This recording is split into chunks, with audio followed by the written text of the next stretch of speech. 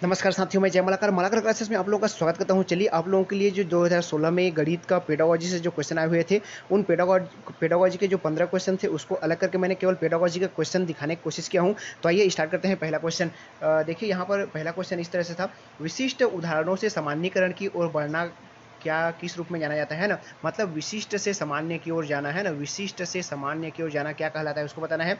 आगमन विधि, निगमन विधि, वैज्ञानिक विधि या फिर सामान्यीकरण विधि। तो यहाँ पर जो सही आंसर लिया गया था व्यापम द्वारा, जो अमेंडमेंट आंसर के बाद जो सही आंसर लिया गया था, मतलब फाइनल आंसर जो लिया गया था उसको मैं बताने की कोशिश करूंगा। तो यहाँ पर जो सही आंसर था वो ऑप्शन ए था, ऑप्शन ए आगमन विधि।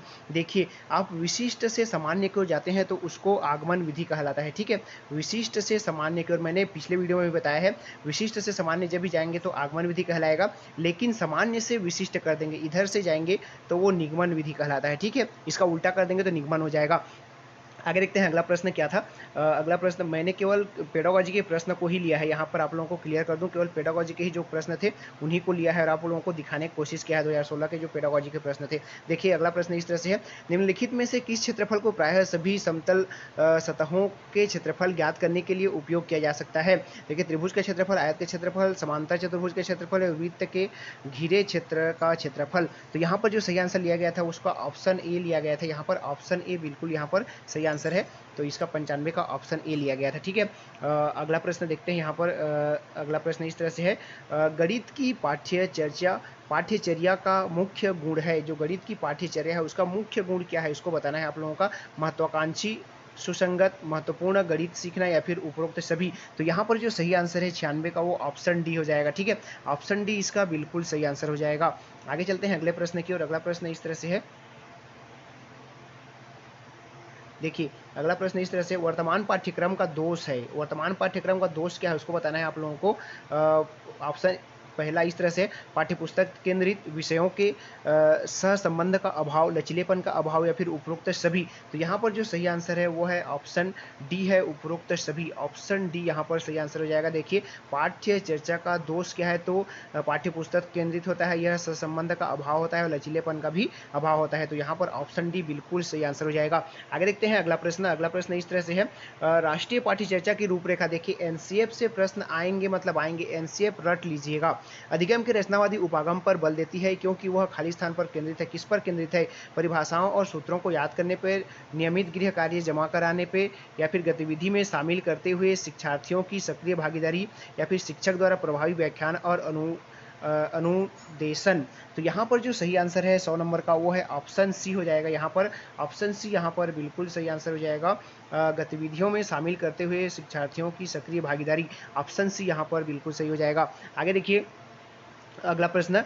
गणित की शिक्षा का मुख्य उद्देश्य है, गणित शिक्षा का मुख्य उद्देश्य क्या है? विद्यार्थियों को गणित समझने में मदद करना, उपयोगी क्षमताओं का विकास करना, बच्चों की गणितीय प्रतिभाओं का विकास करना, या फिर ज्यामिति के प्रमेयों और उनके प्रमाणों का स्वतंत्र रूप से सृजन करना। तो 104 नंबर का जो सही आंसर है वो है ऑप्शन सी है, बच्चों की गणितीय प्रतिभाओं का विकास करना। देखिए, गणित शिक्षण का मुख्य उद्देश्य क्या है, तो बच्चों की गणितीय प्रतिभाओं का विकास करना। ऑप्शन सी बिल्कुल सही आंसर हो जाएगा यहाँ पे। अगला चलते हैं अगले अगले प्रश्न 106 नंबर का। निम्नलिखित में से किसका विकास स्कूल में गणित शिक्षण का उद्देश्य नहीं होना चाहिए? देखिए, कौन सा विकास है जिसका गणित शिक्षण का उद्देश्य नहीं होना चाहिए? निर्णय लेने की शक्ति, वैज्ञानिक सोच, याददाश्त क्षमता, या फिर विश्लेषण की क्षमता। तो यहाँ पर जो 106 नंबर का सही आंसर है वो है ऑप्शन सी है, याददाश्त क्षमता का है। ऑप्शन सी यहाँ पर बिल्कुल सही आंसर हो जाएगा, याददाश्त क्षमता वाला नहीं हो जाएगा यहाँ पर। अगला देखते हैं अगला प्रश्न। सूचना के सभी अंशों को एक साथ रखना तथा ज्ञात से अज्ञात की ओर बढ़ना। देखिए, ज्ञात से अज्ञात की ओर बढ़ना गणित में आए तो यहाँ पर ज्ञात से अज्ञात मतलब ये तो आगमन होगा, लेकिन वहाँ पर संश्लेषण विश्लेषण दे दिया हो तो वहाँ पर आपको संश्लेषण लेना है, और व्यापम ने भी इसी को लिया है, संश्लेषित को। ऑप्शन बी है। ठीक है, ये ज्ञात से अज्ञात मतलब आगमन भी होता है। ठीक है, लेकिन जहाँ पर संश्लेषण ना हो तो वहाँ पर लेना है आपको आगमन। अगला प्रश्न देखते हैं।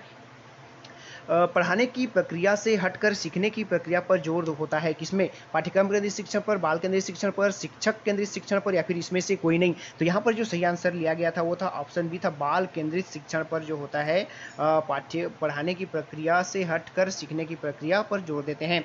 आगे देखते हैं। 109 नंबर का, एक शिक्षक शिक्षार्थियों को दैनिक जीवन में गणित के अनुप्रयोग विषय के साथ गणितीय जर्नल पत्रिका तैयार करने के लिए बढ़ावा देता है। यह गतिविधि है शिक्षार्थियों की गणितीय संकल्पनाओं के समझ की परीक्षा करने की या फिर अपने ज्ञान और विचारों को साझा करने के लिए, शिक्षार्थियों को अवसर प्रदान करने की, या फिर गणित की समझ विकसित करने के शिक्षार्थियों की सहायता करने की। इस तरह से ए, बी, सी और डी ऑप्शन इस तरह से है।